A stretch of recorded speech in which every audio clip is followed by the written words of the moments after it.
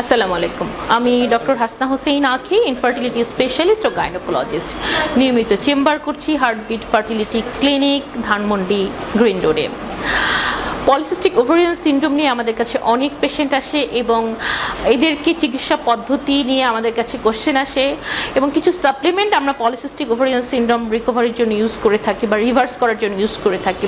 তো আজকে আমরা কথা বলবো 10 best supplement for PCOS patient নিয়ে। আমরা কি 10টা সাপ্লিমেন্ট পিসিওএস পেশেন্টদের হর হামেশা ইউজ করে থাকি বা তাদের রিকভারির জন্য দরকার। Number 1, inositol. ইনোসিটল হচ্ছে এমন একটি কেমিক্যাল যেটা ইনসুলিন রেজিস্ট্যান্সকে প্রিভেন্ট করে, সাথে সাথে অ্যান্ড্রোজেন হরমোন লেভেল কমিয়ে দেয় এবং তার মাসিকের যে সমস্যা সেটাকে ঠিক করে, ওবেসিটিটাও কমিয়ে আনে, হার্সুটিজম এগুলোকে রিকভারি করে। নাম্বার 2 হচ্ছে জিঙ্ক। জিঙ্ক হচ্ছে এমন একটি উপাদান যেটা আমাদের ovarian function, follicle development, reproductive ফাংশনে হেল্প করে। নাম্বার 3 হচ্ছে ক্রোমিয়াম।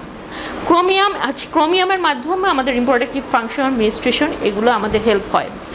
নাম্বার 4 হচ্ছে omega 3 fatty acid. Omega 3 fatty acid PCOS পেশেন্টের জন্য খুবই জরুরি একটি বিষয়। এটার মাধ্যমে ইনফ্লামেশন ডিক্রিজ হয়, আমাদের ইনসুলিন রেজিস্ট্যান্সটা কমে যায় এবং রিপ্রোডাক্টিভ ফাংশনটা ভালো হয়। নাম্বার 5 হচ্ছে আয়রন।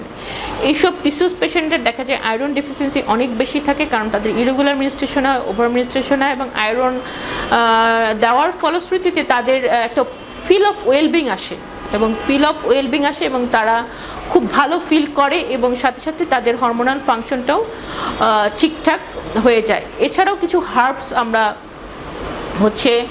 পিসিওএস পেশেন্টদের দেই, যেমন হচ্ছে তুলসী, টার্মারিক, দারচিনি, অশ্বগন্ধা। এইসব হার্বসও পিসিওএস প্যাথোলজিটাকে রিভার্স করতে হেল্প করে।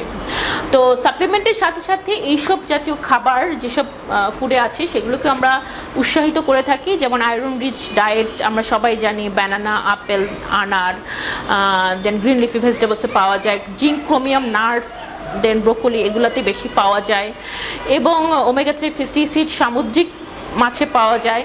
তো এই খাবারগুলো আমাদের খাদ্য তালিকায় আমাদের রাখতে হবে, তাহলে আমরা।